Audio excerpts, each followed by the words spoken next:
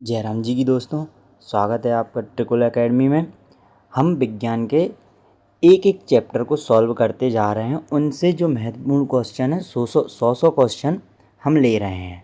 ठीक है, इस सीरीज़ का हमने नाम भी रखा है विज्ञान गुट्टी। तो चलिए आज के चैप्टर में हम सॉल्व करेंगे ध्वनि के 100 महत्वपूर्ण प्रश्न। ठीक है, तो ध्वनि चैप्टर का नाम है। तो ध्वनि क्या है, ध्वनि के बारे में हम थोड़ी चर्चा कर लेते हैं। ध्वनि एक प्रकार की क्या होती है, ऊर्जा। ध्वनि ऊर्जा होती है। ध्वनि ये क्या होती हैं, ये यांत्रिक तरंगें होती हैं। क्या होती हैं, यांत्रिक तरंगें होती हैं। यांत्रिक तरंगों को चलने के लिए माध्यम की आवश्यकता होती है। इन्हें क्या होती है, माध्यम की आवश्यकता होती है। ठोस माध्यम, द्रव माध्यम और गैस माध्यम, इस प्रकार से इनके लिए माध्यम की आवश्यकता होती है। इसमें इनकी चाल बताई जाती है कि भाई सबसे अधिक चाल किस माध्यम में है। तो सबसे अधिक चाल किस माध्यम में होती है, इनकी ठोस माध्यम में। ठीक है, ये क्वेश्चन हम अभी क्लास में डिस्कस करेंगे। ये क्वेश्चन आएंगे बीच में ये कि ध्वनि की चाल सबसे अधिक किस में होती है, तो किस में होती है, ठोस में। फिर उससे कम होती है द्रव में, फिर उसमें कम होती है गैस में।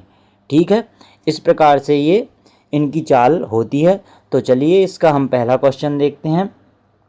पहला क्वेश्चन है आपका, ध्वनि तरंगें किस प्रकार की तरंगें हैं। ध्वनि तरंगें किस प्रकार की तरंगें हैं, अनुदैर्ध्य तरंगें। अनुदैर्ध्य तरंगें होती हैं या अनुदैर्ध्य तरंगें या अनुदैर्ध्य यांत्रिक तरंगें। ठीक है, अगला क्वेश्चन है आपका, ध्वनि का वेग सबसे अधिक किस माध्यम में होता है। अभी हमने चर्चा की थी इसकी कि ध्वनि का वेग या ध्वनि की गति सर्वाधिक किस में होती है, ठोस में या इस्पात में। ठीक है, ठोस में होती है सर्वाधिक गति। अगला क्वेश्चन है आपका, हवा में ध्वनि की चाल 0 डिग्री सेल्सियस पर कितनी होती है। हवा में ध्वनि की चाल 0 डिग्री सेल्सियस पर कितनी होती है, वह होती है आपकी 332 मीटर पर सेकंड। ये क्वेश्चन आपके लिए आरआरबी एनटीपीसी के सेट को, प्रैक्टिस सेट को सॉल्व करते समय भी आया था। ठीक है, चौथे नंबर का सेट जो सॉल्व किया था उसमें ये क्वेश्चन था। ये महत्वपूर्ण क्वेश्चन है। ठीक है, अगला क्वेश्चन है आपका, ध्वनि की आवृत्ति को किसमें मापा जाता है। ध्वनि की आवृत्ति को किसमें मापा जाता है, तो हर्ट्ज में मापा जाता है। हर्ट्ज का साइन रहता है HZ। ठीक है, अगला क्वेश्चन है आपका, मनुष्य द्वारा सुनी जाने वाली ध्वनि की सीमा क्या है। जो मनुष्य अपने कानों से स्पष्ट रूप से सुन सकता है वह सीमा क्या है, वह सीमा होती है आपकी 20 हर्ट्ज से 20,000 हर्ट्ज तक की आवृत्ति वाली ध्वनियों को मनुष्य के कान आसानी से श्रवण कर सकते हैं। ठीक है, अगला क्वेश्चन है आपका, पराश्रव्य तरंगों की आवृत्ति कितनी होती है। पराश्रव्य तरंगों की आवृत्ति कितनी होती है, ये होती है आपकी 20,000 हर्ट्ज से अधिक। ध्वनि तरंगें जो होती हैं, यहाँ पर आप ध्यान से समझें इसको कि ध्वनि तरंगें जो होती हैं वे 3 प्रकार की होती हैं। कितने प्रकार की होती हैं, 3 प्रकार की ध्वनि तरंगें होती हैं आपकी, जिसमें पहला रहता है आपका अवश्रव्य। ठीक है, क्या रहता है, अवश्रव्य। ठीक है, दूसरा रहता है आपका श्रव्य तरंगे। ठीक है, तीसरा रहता है आपका पराश्रव्य तरंगे। क्या रहता है, पराश्रव्य तरंगे रहता है। जो अवश्रव्य तरंगे होती हैं वे क्या होती हैं, वो 20 हर्ट्ज से कम आवृत्ति वाली या इससे नीचे की आवृत्ति वाली ध्वनि तरंगे होती हैं, वो क्या कहलाती है, आपकी अवश्रव्य तरंगे। जो श्रव्य तरंगे हैं वह होती हैं आपकी 20 हर्ट्ज से 20,000 हर्ट्ज तक के बीच की आवृत्ति वाली ध्वनि तरंगे। ठीक है, 20 से 20,000 हर्ट्ज तक की आवृत्ति वाली ध्वनि तरंगे जो होती हैं वे क्या होती हैं, आपकी श्रव्य तरंगे। और जो पराश्रव्य तरंगे होती हैं वे होती हैं आपकी 20,000 हर्ट्ज से अधिक आवृत्ति वाली ध्वनि तरंगे जो होती हैं वे क्या होती हैं, आपकी पराश्रव्य तरंगे। तो यहाँ पर मैंने पूरा तीनों प्रकार की तरंगें आपको विस्तार से बता दी हैं, तो आप अगले बार क्वेश्चन का ध्यान रखेंगे। ठीक है, अगला क्वेश्चन है आपका, अवश्रव्य तरंगें किसके द्वारा सुनी जा सकती हैं। अवश्रव्य जो तरंगें हैं, जो अपश्रव्य तरंगें हैं आपकी, जिनकी आवृत्ति क्या होती है, 20 हर्ट्ज से नीचे होती है। ठीक है, उन तरंगों को कौन सुन सकता है, तो कौन सुन सकता है उनको, हाथी और व्हेल मछली द्वारा ये ध्वनि तरंगे, इतनी आवृत्ति की ध्वनि तरंगे सुनी जा सकती हैं। ठीक है। चंद्रमा पर दो व्यक्ति एक दूसरे की बातें क्यों नहीं सुन सकते? बहुत इंपॉर्टेंट क्वेश्चन है ये आपका, कि चंद्रमा पर दो व्यक्ति एक दूसरे की बातों को क्यों नहीं सुन सकते? क्योंकि वहाँ वायुमंडल नहीं है। अभी हमने पढ़ा था कि ध्वनि तरंगों को एक माध्यम से दूसरे माध्यम में जाने के लिए माध्यम की आवश्यकता पड़ती है। ठीक है, किसकी पड़ती है? माध्यम की। या ठोस हो सकता है वह माध्यम आपका, द्रव माध्यम हो सकता है आपका, या गैस माध्यम हो सकता है। माध्यम होना आवश्यक है। ठीक है, तो वहाँ पर कोई माध्यम नहीं है, इसलिए कोई वायुमंडल नहीं है, इसलिए वहाँ पर चंद्रमा पर दो व्यक्ति एक दूसरे की बातों को नहीं सुन सकते हैं। ठीक है। अगला क्वेश्चन है आपका, ध्वनि की तीव्रता किस पर निर्भर करती है? ध्वनि की तीव्रता है वह किस पर निर्भर करती है? वह करती है आयाम पर। किस पर? आयाम पर निर्भर करती है। अगला क्वेश्चन है आपका, प्रतिध्वनि। प्रतिध्वनि का मुख्य कारण क्या है? जो प्रतिध्वनि है उसका मुख्य कारण क्या होता है? ध्वनि का परावर्तन। ध्वनि का परावर्तन जो है वह प्रतिध्वनि का मुख्य कारण होता है। अगला क्वेश्चन है आपका, स्पष्ट प्रतिध्वनि सुनने के लिए कम से कम कितनी दूरी होनी चाहिए? स्पष्ट प्रतिध्वनि सुनने के लिए कम से कम कितनी दूरी होनी चाहिए? वह होती है आपकी 17.2 मीटर। कितनी होती है? 17.2 मीटर। यदि यहाँ पर आपका रहता 17 मीटर, तो 17 मीटर इज राइट आंसर। ठीक है।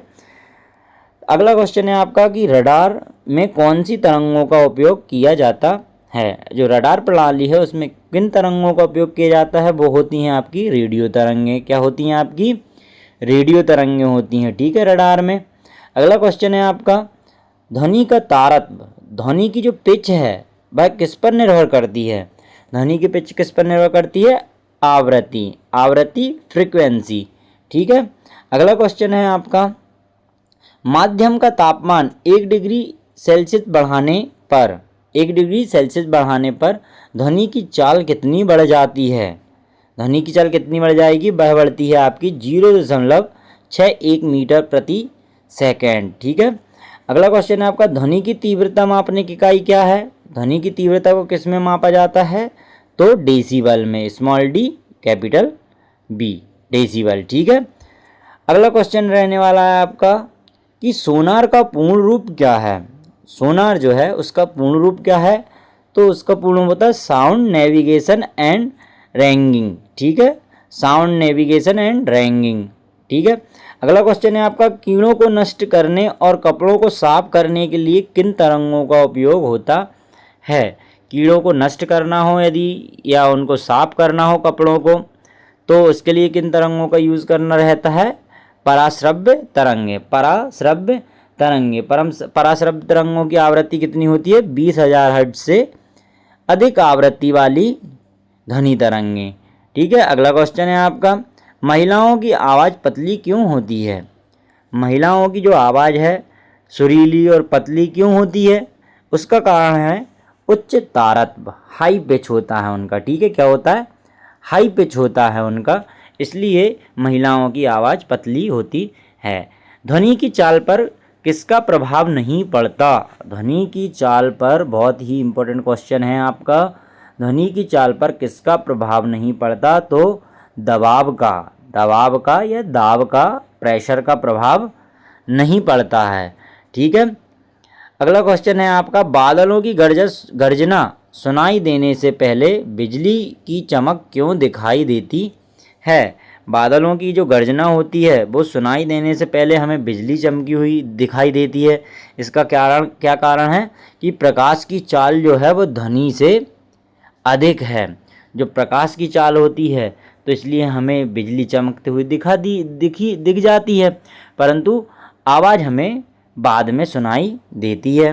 अगला क्वेश्चन है आपका, डॉपलर प्रभाव किससे संबंधित है?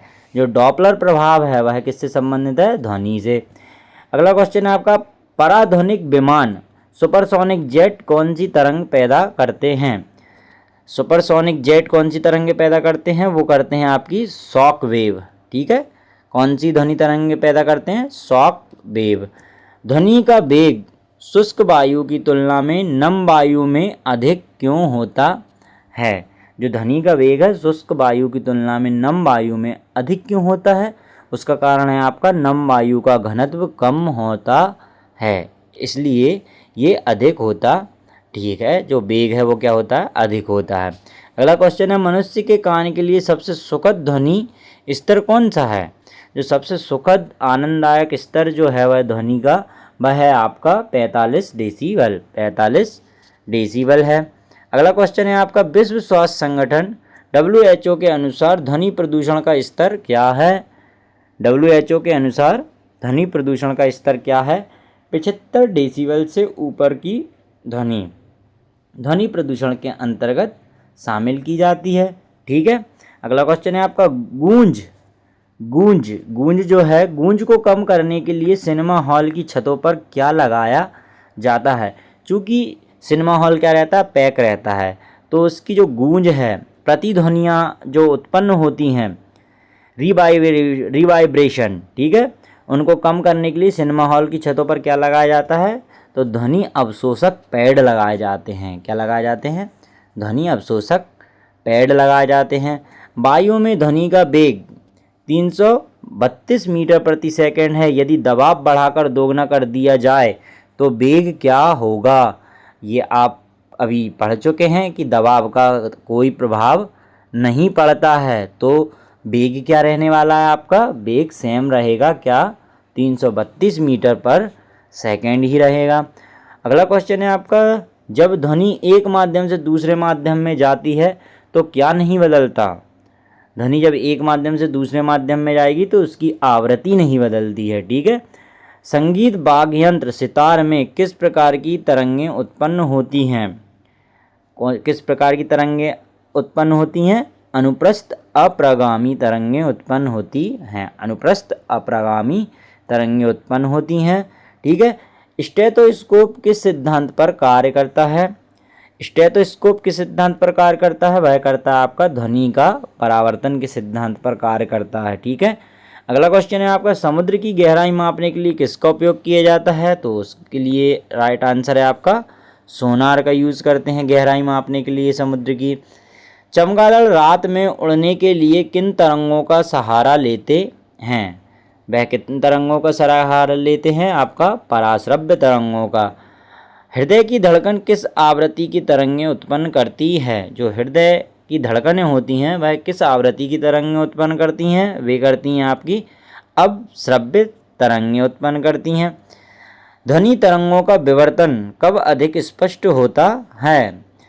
कब अधिक स्पष्ट होता है ध्वनि तरंगों का विवर्तन? वह होता है आपका जब तरंग दैर्घ्य और अवरोध समान हो। जब तरंग दैर्घ्य और अवरोध समान हो तब ध्वनि तरंगों का विवर्तन अधिक स्पष्ट होता है। अगला क्वेश्चन है आपका, स्टेथोस्कोप में हृदय की आवाज़ डॉक्टर के कानों तक कैसे पहुंचती है? स्टेथोस्कोप से हृदय की आवाज़ डॉक्टर के कानों तक कैसे पहुंचती है? तो ध्वनि के बहुपरावर्तन द्वारा, ध्वनि के बहुपरावर्तन द्वारा ये तरंगें डॉक्टर के कानों तक पहुंचती हैं।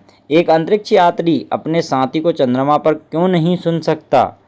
अभी बात की थी हमने, क्योंकि वहाँ पर कोई माध्यम उपस्थित नहीं होता और ध्वनि को एक स्थान से दूसरे स्थान जाने के लिए माध्यम की आवश्यकता होती है। तो वहाँ इसका राइट आंसर क्या है आपका? माध्यम की अनुपस्थिति, ठीक है। हवा में ध्वनि की चाल तापमान घटने पर क्या होती है? हवा में ध्वनि की चाल जो है, तापमान यदि कम होता है तो चाल क्या होगी? घटती है, ठीक है। तापमान घटेगा तो चाल भी घटती जाएगी। ध्वनि का संचरण किस रूप में होता है? ध्वनि का संचरण किस रूप में होता है? माध्यम के विक्षोभ से, ठीक है, माध्यम के विक्षोभ से उत्पन्न होता है। ध्वनि प्रतिध्वनि का कारण क्या है?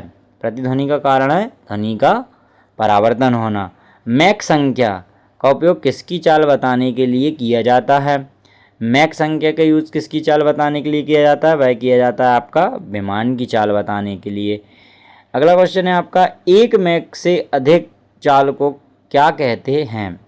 एक मैक से यदि अधिक की चाल होती हैं उनको कहते हैं आप सुपरसोनिक, ठीक है। क्या कहते हैं? सुपरसोनिक कहते हैं। अगला क्वेश्चन है आपका, 5 मैक से अधिक चाल को क्या कहते हैं? 5 मैक से अधिक की यदि चाल रहेंगी तो उनको क्या कहेंगे? हाइपरसोनिक चाल, ठीक है, हाइपरसोनिक चाल कहेंगे। ध्वनि का वेग सबसे कम किस में होता है? अभी हमने इसके बारे में बात कर चुके थे, किस में होता है? वह होता है आपका गैस में।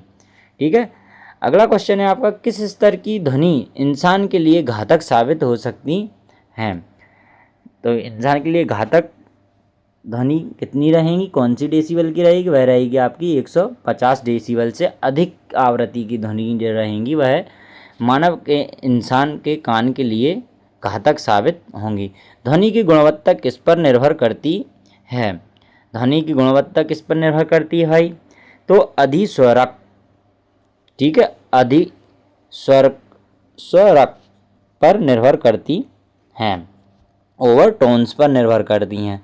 ठीक है, अगला क्वेश्चन है आपका, गूंजने वाले हाल का अनुरण काल, ठीक है, कितना होना चाहिए? वह होता है आपका 0.8 सेकेंड। ठीक है, एकॉस्टिक विज्ञान की कौन सी शाखा है? वह कौन सी शाखा है आपकी? ध्वनि से संबंधित, एकॉस्टिक्स ध्वनि से संबंधित विज्ञान की शाखा होती है। अब अगला क्वेश्चन है आपका, अनुनाद का क्या कारण है? अनुनाद, रेजोनेंस का क्या कारण है? वहाँ आवृत्ति और प्राकृतिक आवृत्ति का मिलना, वहाँ आवृत्ति और प्राकृतिक आवृत्ति का मिलना अनुनाद की स्थिति कहलाती है। ठीक है, पुल पार करते समय सैनिकों को कदम से कदम मिलाकर ना चलने की सलाह क्यों दी जाती है? वेरी IMP क्वेश्चन है ये, MP बोर्ड के छात्रों के लिए और रेलवे की तैयारी और MP पुलिस की तैयारी कर रहे छात्रों के लिए भी बहुत इंपॉर्टेंट क्वेश्चन है। तो क्या हो जाता है उसके लिए? पुल टूटने से डर से, ठीक है, पुल टूटने के डर से। क्यों? क्योंकि यहाँ पर अनुनाद की स्थिति जनरेट हो जाती है। ठीक है, अगला क्वेश्चन है आपका, ध्वनि तरंगे कहाँ संचरण नहीं कर सकती? तो वे कहाँ नहीं कर सकती? निर्वात में संचरण नहीं कर सकती, बाकी पानी में भी कर लेंगी, लोहे में भी कर लेंगी और हवा में भी कर लेंगी। अगला क्वेश्चन है आपका, शिकार का पता लगाने के लिए चमगादड़ किस परिघटना का उपयोग करते हैं? तो किस परिघटना का उपयोग करते हैं? प्रतिध्वनि निर्धारण का। ठीक है, पराश्रव्य ध्वनि को सबसे पहले किसने उत्पन्न किया था? पराश्रव्य ध्वनि को सबसे पहले किसने उत्पन्न किया था? वह किया था गाल्टन ने। ठीक है, गाल्टन ने उत्पन्न किया था। कीड़ों को घर से दूर भगाने के लिए प्रयोग की जाने वाली तरंगें, जो कीड़े हैं उनको दूर भगाने के लिए कौन सी तरंगों का उपयोग होता है? वह होता है आपका अल्ट्रासोनिक तरंगों का। किसका होता है? अल्ट्रासोनिक तरंगों का होता है। बादलों की बिजली की चमक के काफ़ी समय बाद गर्जन सुनाई देती है, इसका कारण क्या है? प्रकाश की चाल ध्वनि से बहुत अधिक है। अभी इसको एक बार और सॉल्व कर चुके हैं इस क्वेश्चन को। ठीक है, अगला क्वेश्चन है आपका, तेल के टैंकर की गहराई मापने के लिए किसका प्रयोग किया जा सकता है?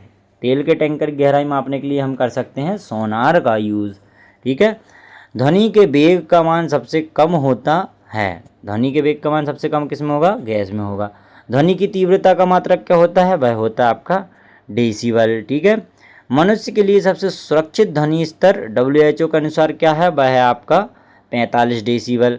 यदि किसी ध्वनि की आवृत्ति बढ़ती है, आवृत्ति जो फ्रिक्वेंसी यदि बढ़ती है तो इसके तारत्व पिच पर क्या प्रभाव पड़ता है? तो तारत्व भी क्या होगा? बढ़ेगा। ठीक है, यदि आवृत्ति बढ़ेगी तो तारत्व भी बढ़ेगा। अगला क्वेश्चन है आपका, डॉपलर प्रभाव का उपयोग किस में किया जाता है? तो डॉपलर प्रभाव का यूज़ किस में किया जाता है? तारों की गति जानने में और विमान का वेग जानने में, दोनों में इसका यूज़ होता है। शुष्क वायु में ध्वनि की चाल कितनी होगी भाई? शुष्क वायु में ध्वनि की चाल जो होती है वह होती है आपकी 332 मीटर पर सेकंड। कितनी होगी आपकी? 332 मीटर पर सेकंड होती है। समुद्री जल में ध्वनि की चाल कितनी होगी? ये भी बहुत IMP क्वेश्चन है आपका। समुद्री जल में ध्वनि की चाल कितनी होगी? वह होगी आपकी 1533 मीटर पर सेकंड। कितनी होगी? 1533 मीटर पर सेकंड। एल्यूमिनियम में ध्वनि की चाल कितनी होती है? ये भी IMP क्वेश्चन है। जो एल्यूमिनियम उसमें ध्वनि की चाल कितनी होगी? वह होगी आपकी 6420 मीटर पर सेकंड। क्या होगी? एल्यूमिनियम में 6420 मीटर पर सेकंड होगी। किसी माध्यम में ध्वनि की चाल किस पर निर्भर करती है? किस पर निर्भर करती है? तो वह प्रत्यास्थता और घनत्व, प्रत्यास्थता और घनत्व दोनों पर निर्भर करती है ध्वनि की चाल। ठीक है। गैस में ध्वनि की चाल किस पर निर्भर करती है? यदि गैस में ध्वनि की चाल है तो वह किस पर निर्भर करेगी? वह करेगी आपकी परमाणु भार पर निर्भर करती है। जब हम रेडियो की घुंडी घुमाकर स्टेशन बदलते हैं, ठीक है, तो यह किसका उदाहरण है? यह किसका उदाहरण होता है? अनुनाद का, रेजोनेंस का उदाहरण होता है। ठीक है। यदि हम घुंडी घुमाकर स्टेशन बदलते हैं तो वह कौन सा स्थिति कहलाती है? अनुनाद की स्थिति कहलाती है। किस ध्वनि तरंग की आवृत्ति सबसे कम होती है? तो वह किस तरंग की होती है? वह होती हैं आपकी अपश्रव्य तरंगों की। कितनी होती हैं? आप कमेंट करके बताना ये मुझे कि अपश्रव्य तरंगों की आवृत्ति कितनी होती है। ठीक है। चंद्रमा पर विस्फोट होने पर पृथ्वी पर आवाज़ कब सुनाई देगी? चंद्रमा पर यदि विस्फोट होता है तो पृथ्वी पर आवाज़ कब सुनाई देगी? कभी नहीं सुनाई देगी, क्योंकि चंद्रमा पर माध्यम ही नहीं है। ठीक है। अगला क्वेश्चन है आपका, ध्वनि की तीव्रता का भौतिक मात्रक क्या है? भौतिक मात्रक क्या है? अभी हमने बात की थी डेसिबल में मापते हैं, मगर भौतिक मात्रक यदि पूछा जाएगा तो इसका क्या हो जाता है? वाट प्रति वर्ग मीटर, वाट प्रति वर्ग मीटर। परश्रव्य तरंगों को हृदय की जांच के लिए उपयोग करना क्या कहलाता है? यदि पराश्रव्य तरंगों को हृदय की जांच करने के लिए उपयोग करते हैं तो वह क्या कहलाता है? इकोकार्डियोग्राफी। इकोकार्डियोग्राफी जो ईसीजी का फुल फॉर्म है। इकोकार्डियोग्राफी में पराश्रव्य तरंगों को हृदय की जांच के लिए उपयोग किया जाता है। अगला क्वेश्चन है आपका, ध्वनि ऊर्जा को विद्युत ऊर्जा में कौन बदलता है? ध्वनि ऊर्जा को विद्युत ऊर्जा में कौन बदलता है? तो वह कौन है? माइक्रोफोन। माइक्रोफोन जो है वह ध्वनि ऊर्जा को विद्युत ऊर्जा में परिवर्तित कर देता है। विद्युत ऊर्जा को ध्वनि ऊर्जा में बदलता है। अब जो विद्युत है, इधर से करंट दिया, उधर से हमें ध्वनि सुनाई दे, ऐसा यंत्र कौन सा भाई? ऐसा यंत्र होते हैं अपने लाउड स्पीकर्स वगैरह। ठीक है। हवा में ध्वनि का वेग कितना होता है? बात कर चुके हैं, कितना होता है? 332 मीटर पर सेकंड। पराध्वनिक जेट की गति ध्वनि की गति से क्या होती है भाई? अधिक होती है। क्या होती है? पराध्वनि जेट की गति जो है वो ध्वनि की गति से क्या होगी? ध्वनि की गति से अधिक होगी। ध्वनि की तीव्रता मापने की व्यवहारिक इकाई क्या है? जो व्यवहारिक इकाई हम नॉर्मल यूज़ करते हैं जिनका, वह है आपकी वेल और डेसिबल। ठीक है। क्या है? वेल और डेसिबल। एक वेल में कितने डेसिबल होते हैं भाई? तो एक वेल में कितने डेसिबल होते हैं आपके? 10 डेसिबल। कितने होते हैं? 10 डेसिबल होते हैं। ठीक है। फुसफुसाहट में ध्वनि का स्तर कितना होता है? जो अक्सर फुसफुसाहट होती हैं क्लासों में, उनका ध्वनि स्तर कितना होता है? वह होता है आपका 15 से 20 डेसिबल। कितना होता है? 15 से 20 डेसिबल होता है। साधारण बातचीत में ध्वनि का स्तर कितना होता है? जो हम नॉर्मल आपसी बोलचाल की भाषा यदि यूज करते हैं तो उसमें देखा जाए तो कितने डेसिबल की ध्वनि तरंगें रहती हैं? वह रहती हैं आपकी 30 से 40 डेसिबल की ध्वनि तरंगें रहती हैं। कितनी? 30 से 40 डेसिबल की ध्वनि तरंगें रहती हैं। शेर की दहाड़ और मच्छर की भिनभिनाहट में किसका तारतम्य अधिक है? यदि शेर की दहाड़ है और मच्छर की भिनभिनाहट है तो उसमें किसका तारतम्य अधिक होता है? वह होता है आपका मच्छर की भिनभिनाहट का। ठीक है। किसका होता है? मच्छर की भिनभिनाहट का। ध्वनि का वेग माध्यम के वेग के, ध्वनि का वेग जो है वह माध्यम के वेग के क्या होता है? व्युत्क्रमानुपाती होता है। यदि ध्वनि का वेग बढ़ता है तो माध्यम का घनत्व कम होता है। ठीक है। और यदि ये बढ़ेगा, यदि ये कम होगा, क्या ध्वनि का वेग कम होगा, तो माध्यम के घनत्व का वेग बढ़ेगा। ठीक है। सोनार तरंगें किस पर आधारित हैं? जो सोनार तरंगें हैं आपकी, वह किस पर आधारित हैं? वह होती हैं आपकी ध्वनि का परावर्तन पर। ठीक है। अल्ट्रासोनोग्राफी में किन तरंगों का प्रयोग होता है? जो अल्ट्रासोनोग्राफी होती है, अल्ट्रासोनोग्राफी में किन तरंगों का यूज किया जाता है? तो वे होती हैं आपकी पराश्रव्य तरंगें। कौन सी होती हैं? पराश्रव्य तरंगें। ध्वनि किस माध्यम में गमन नहीं कर सकती? ध्वनि जो है वह किस माध्यम में गमन नहीं कर सकती, मतलब विचरण नहीं कर सकती या जा नहीं सकती। तो उसका राइट आंसर क्या होने वाला है इसका, निर्वात। क्या होगा, निर्वात में। ठीक है, क्या हो जाएगा इसका राइट आंसर, निर्वात में। ठीक है, अगला क्वेश्चन रहने वाला है आपका, वायु में ध्वनि की चाल किस स्थिति में सबसे अधिक होगी। वायु में ध्वनि की चाल किस स्थिति में सबसे अधिक होगी, जबकि तापमान क्या हो आपका 30 डिग्री सेल्सियस और नम वायु हो। ठीक है, उस स्थिति में वायु में ध्वनि की चाल सबसे अधिक होगी। परश्रव्य तरंगों का उपयोग किया जाता है, परश्रव्य तरंगों का उपयोग किया जाता है। तो किस किस में उपयोग किया जाता है, संकेत भेजने में, घड़ी के पुर्जों को साफ करने में, शरीर के ट्यूमर का पता लगाने में, इन सभी में क्या परश्रव्य तरंगों का उपयोग किया जाता है। ठीक है, अगला क्वेश्चन है आपका, डॉपलर प्रभाव का उपयोग किया जाता है। डॉपलर प्रभाव का जेट विमानों के वेग मापने में और तारों की गति मापने में भी किया जाता है। ध्वनि की प्रबलता किस पर निर्भर करती है, तो वह किस पर करती है, आयाम पर। ध्वनि की प्रबलता किस पर निर्भर करती है, वह करती है आपकी आयाम पर। यदि किसी तरंग की आवृत्ति दोगुनी हो जाए, यदि हम क्या करें, तरंग की आवृत्ति मतलब एफ को, फ्रिक्वेंसी को 2 गुना कर दें, तो आवर्तकाल क्या हो जाएगा भाई, आवर्तकाल क्या हो जाएगा, T/2 आधा हो जाएगा। ठीक है, अगला क्वेश्चन है आपका, क्या गूंज सुनाई देने के लिए ध्वनि का परावर्तन कम से कम कितने समय बाद होना चाहिए। यदि आपको गूंज सुनना है तो गूंज सुनाई देने के लिए ध्वनि का परावर्तन कम से कम कितने समय बाद हो, तो वह हो आपका 0.1 सेकंड के बाद होना चाहिए। अगला क्वेश्चन है आपका, ध्वनि की गति किस धातु में सबसे तेज होती है।